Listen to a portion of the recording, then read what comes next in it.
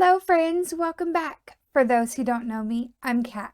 I'm a wife, a homeschool mom, and an avid reader. It is the beginning of March, which means that I need to go back and share what I read in February along with how I did on my reading goals. February was a lot of fun for me. I had a lot of open possibilities due to a couple readathons I had going on that were wheel based. And so I would spin the wheel during those readathons to get the prompts. So we're going to start there with Polarthon. Polarthon is led by JD Ray Reads. And every February, the first full week in February, she does some sort of Polarthon readathon that we just focus on reading polar fantasies. This year, I was only able to get one done in the week, and that was Spinning Silver by Naomi Novik.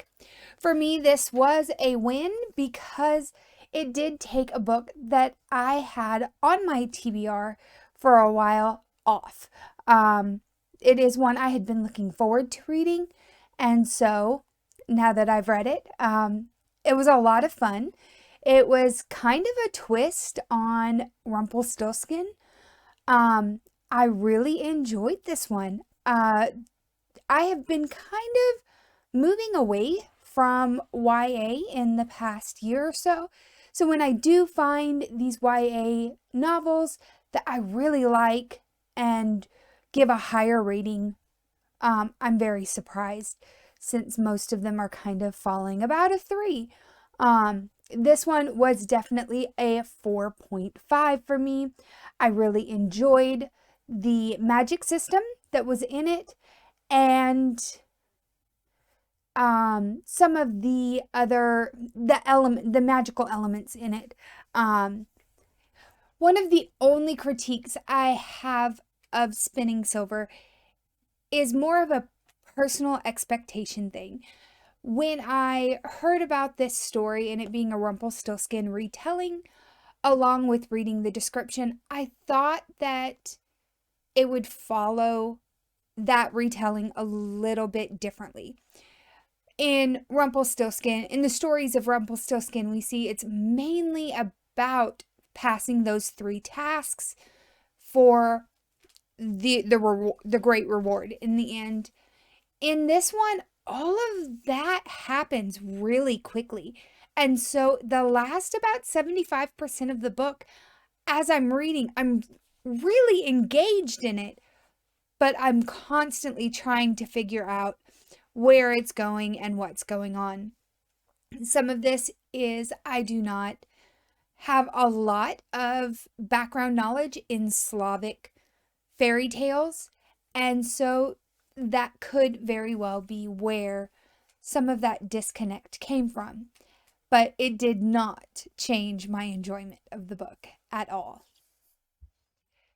The next readathon during the month of February that I had was the 72 Hours in the Haunted House. I'm not going to go over a lot into these.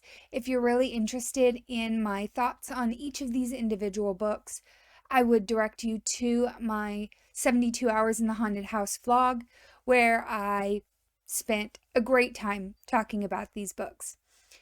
Of these, the first one that I did read was Agents of Dreamland. This is one that I would not have picked up on my own. I spun the horror wheel for a sci-fi horror. This one was a little out there for me. Had it not been a readathon, had the book not only been 128 pages, I would have DNF'd this book. There wasn't a lot to pull me in.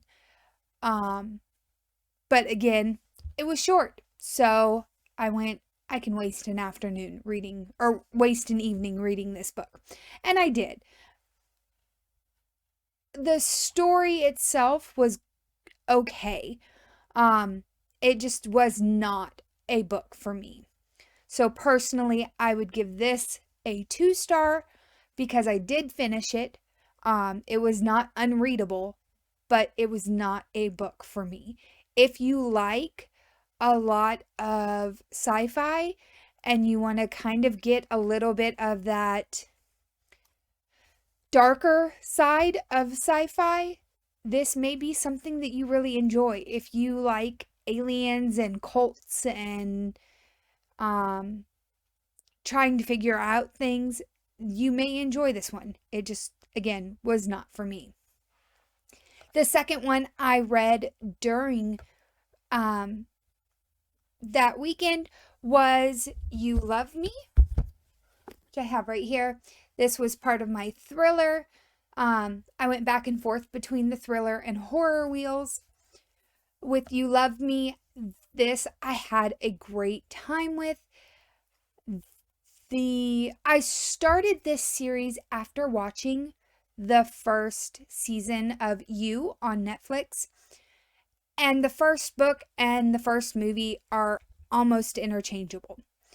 There's a lot of overlap between book 2 and the second season, but there are a lot of differences that are made. Also, I have not watched the third season, but I have read the third book, and I've heard that Netflix took a really big jump away from the book for the third season, but are planning to kind of move closer to the original series for any future books or any future seasons. I really enjoyed You Love Me. It was one that made me like Jo more than I did in the other books. And the entire book I was rooting for Jo, which if you have read the first 2 books or watched any of the series, you're probably thinking I'm nuts. And you're right. I am nuts for rooting for him, but Caroline Keeps did a great job at just kind of giving us the inside of Jo's psyche and him really striving for that happily ever after that he's been after in all of these books. This one I would definitely give a 4.75 stars. I believe that's the highest I've rated any of them. I've really enjoyed it. It was a lot of fun. Again, if you want to know more with that one, check out my vlog. For my third day of spinning the wheel in the 72 hours, I spun the horror wheel again, and on that day I read Blanky, which is a short story. It's a novella about a man who he and his wife have lost their infant due to something that seems like SIDS. And as you're going through this blanket that that belonged to the baby keeps reappearing and keeps coming back. And so it was a lot of fun to kind of get this supernatural thing going on with this blanket and trying to work through what was going on and how all of the pieces fit together. I really enjoyed Blanky. It definitely was one of the highlights of my weekend. I gave that one a 4.75 stars as well. I don't think anything for that weekend other than Agents of Dreamland failed to entertain me or to bring me a lot of joy that weekend. But not You Love Me, Blanky, a lot of fun. And then the next one that I read on that horror wheel that day was Voices in the Snow. This one is a Darcy Coates. So it is more of a cozy horror. It takes place in the snow, which is what I had rolled, was snow. This one we have a woman is driving down the road to go to her aunt's house. And then she wakes up and she's in this mansion that she didn't even know was there.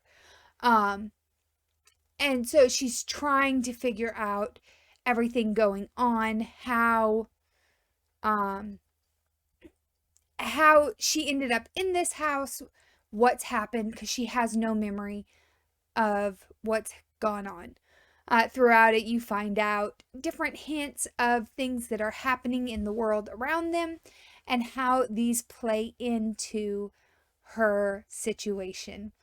This one was tons of fun, and I definitely know why Darcy Coates is everyone's like intro into horror novels, because she writes things that are totally crazy, creepy, but at the same time, it's a lot of fun and it's done in a way that is very approachable. And I didn't have any of the feelings, the anxiety and the ugly feelings that I can get from horror movies or things like that. A lot of that probably has to do with there's no music playing, and there's no jump scares coming because you're just reading it on the page. But it was a lot of fun, and I am looking forward to eventually picking up the rest of that series. The final day of the 72 Hours in the Haunted House, I rolled the thriller wheel again, and for that one, I read No Exit. No Exit was definitely the number one. Like, if when I look at that weekend, that was my favorite book of the whole weekend. There were a lot of things in it that, because of other books I had read, I struggled a little bit with, because it felt repetitive. But that could have been that it was that type of trope. And we all know when we hit certain tropes that certain things happen again and again. But I got No Exit by Taylor Adams. And this one is a woman is driving to go visit her mother, who is going into surgery. On the way, a snowstorm, blizzard kicks in, and she gets stuck at a rest area along with some other people who are there. But while she is there, she finds in the back of one of the vans a child who is in a dog kennel, which for anyone, that raises red flags right there. And so it's just this one of those tales that starts at a certain time and it goes through the plot. The chapters are named by time. And so it's kind of that thriller, last survivor type story. Some of the things in it were a little predictable, but the author definitely pulled it off. And I had a great time with that one. Definitely 5 stars. Throughout the month, I also had some series that I had ongoing that I was trying to continue reading, just because I enjoy those books. With one of them, I wanted a refresher, and that is the Outlander series.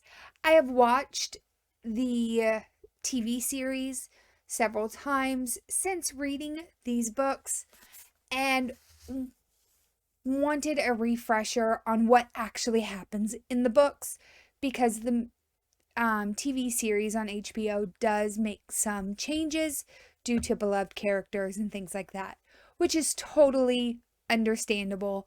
But I did want to make sure that as I continued the book series, that I had the correct information. So I've restarted Outlander this year, and I am aiming to read one of the Outlander books each month, starting in February with Outlander, This one was a reread. I had a great time with it. I have loved Outlander just totally since I was in high school. Um, so this one, I mean, it becomes an automatic 5 star because it's one of my favorites. Um, so the rating kind of probably isn't necessarily um, subjective objective in this case.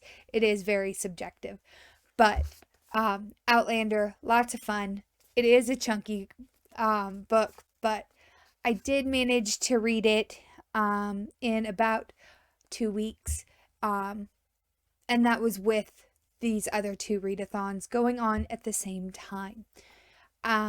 This one, if you don't know, we have our main character, Claire Randall, who goes back in time due to some events. She starts out life at the end of World War II and goes back in time to the late 1700 or the mid 1700s, 1743. And it's just kind of her story, mainly about what happens when she's back in time and her trying to get back into her own time. That one was a lot of fun. Again, had a blast reading it.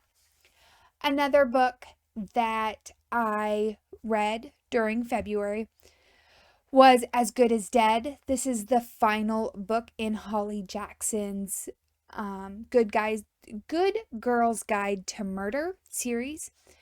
And this just very nicely wraps up the series and kind of closes those loose ends that we are left with. I had a lot of fun reading this. My sister felt a little bad because she finished it well before I did, and I told her that was perfectly fine. It did take me 21 days to read this one just because of everything else I was reading at the same time. I don't think I have had so many books going at one time as I did during February at some points, but I was able to keep everything separate due to them being very different genres and had a great time, even though it did take me a little longer to read As Good as Dead than normal. As Good as Dead is following our main character, Pip, who has made a podcast as a senior project in the first book. In the second book, she continues that story as she's continues her podcast as she's covering events that happened in her town, along with the trial of the events from the first book. In the third book, she is approached by a woman who wants her to solve a third mystery going on. And her big thing is her son has been wrongly convicted of some murders that happened in the area, and she wants Pip to kind of find the evidence that he is in fact innocent. With this one, Pip's whole goal is she's going to save someone else to save herself. She's dealing with a lot of mental health in this one, so if those are triggers for you, this may not be the best book for you, but I had a lot of fun. Definitely a solid 4 stars for me, and a great way to end a series. The other book I had as an ongoing series that I read during the book of February was Radiant Sin by Katie Roberts. This is a dark romance, Greek god retelling. This one is between Apollo and Cassandra, and they're working together to they're joining forces for separate goals. Apollo is wanting to figure out what's going on in Olympus and why this new character in town is doing what he's doing. And Cassandra just wants to get out of Olympus. She wants to get herself and her sister out. And so these two form an alliance to work together and figure out this seeming mystery in the town of Olympus. I enjoyed this one. It was not my favorite of this series, though. I have really enjoyed the Dark Olympus series. I don't know if it's where I was at mentally while listening to this one, but Radiant Sin was not my favorite. I would probably give it 3.5 stars because the writing is well done, the characters are well developed. Everything that I like about Katie Roberts is there, but this one just seemed to fall flat for me. And again, that's a personal, like, I can't even really put into words what exactly it was that fell flat for me. It just did. The spice was there, everything else, but it just was not as good as the first three in that series for me. The next two books I'm going to talk about that I read during February were both book group reads. The first one being A Lady of Rooksgrave Manor. This was the Cliterature book club pick where we read a spicy romance novel and then discuss it toward the end of the month. This one took me just a couple days to read. It was a quick read, a lot of fun. In this one, we have our main character, Esther, and Esther is a maid who has certain desires and inclinations that for her time and place are frowned upon. She is a very horny girl and gets a job when the master of the house that she's at, or the mistress of the house she's at, passes away and they release the staff. She takes on a job at Rooksgrave Manor. This is it's a house of ill repute that specializes in monsters. And Esther gets hired on by the mistress of the house and becomes the woman for 4 different characters, all of different monstrous abilities. This was a lot of fun. It was definitely an escape. I give it a 4.25 stars. I had a great time reading it. It was spicy. I could not put it down. Great time. I would recommend this to anyone who enjoys a romance, who enjoys darker romance, and enjoys monster stories. The other book club read that I did was for the Pyramid Book Club, and that was All the Dangerous Things by Stacy Willingham. This is my first Willingham book. She also wrote A Flicker in the Dark. Everyone seemed to enjoy that one, got a lot of great reviews.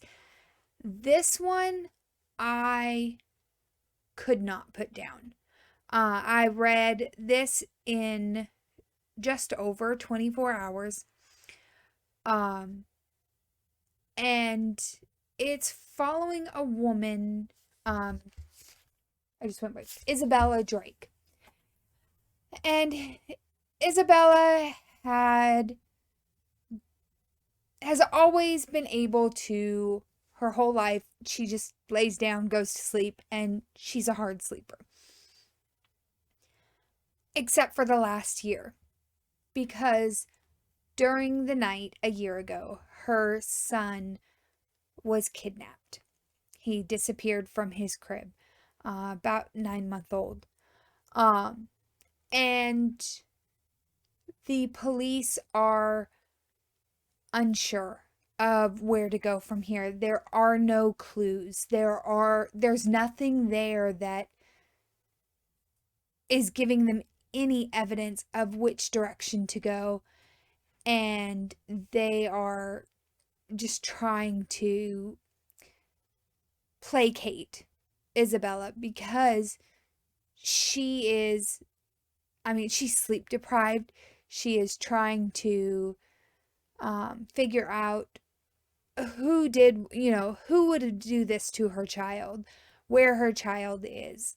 And we go through, and throughout this story, we just have twist after twist after twist going on. A lot of fun. Definitely a 5-star read for me. It kept me on my toes the entire time.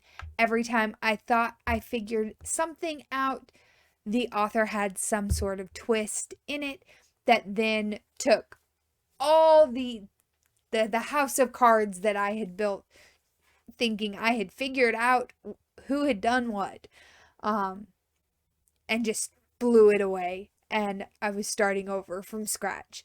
In the end, I did not see the villain as who the villain ends up being. I had a great time, though. I would recommend this to just about anyone who likes those stories that are going to keep you on the edge of your seat and leave you guessing throughout the whole thing what's going on.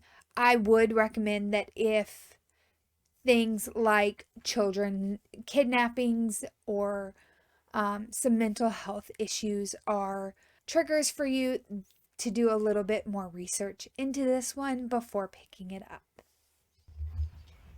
And the final book that I read in February after I had completed my TBR was, I went back and looked at some of the Polarathon picks that I didn't get to, and I picked one of those. The one that I picked was East. It's also known as North Child in the UK. This one is, oops. This one is by Edith Patu. This is a Slavic folk tale retelling. That's retelling of East of the Sun, West of the Moon. I believe I have that right. This one, we have our main character, Rose, who her mom is really superstitious and has certain ideas of how things should be and tries to make fate bend to her will. Through this, we have some blunders that end up coming out. This is a multi-point of view book. We do see the story some from Rose's point of perspective. We also see it from her brother, Nettie, her father at times. We see it from the Troll Queen. We see from the White Bear. There are more point of views than this as well. In this one, so we have Rose. Her mom's really superstitious, and she, again, tries to force things to happen in a way that would bring mom pleasure. as parents, I'm sure we can all understand that. But through this, they come on hard times. The snows are getting heavier, taxes are higher, rent is going up, common things for a farmer. And the it comes down to at one point in the story where a polar bear, a white bear, comes to the family and basically says, if you give me Rose, I will make you prosperous and well.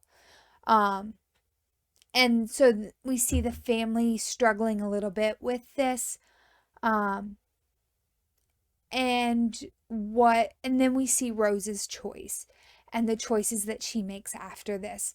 This is a lot of fun. It has a little bit of a romance, like many YA novels do, but the fantasy is the major point of this story.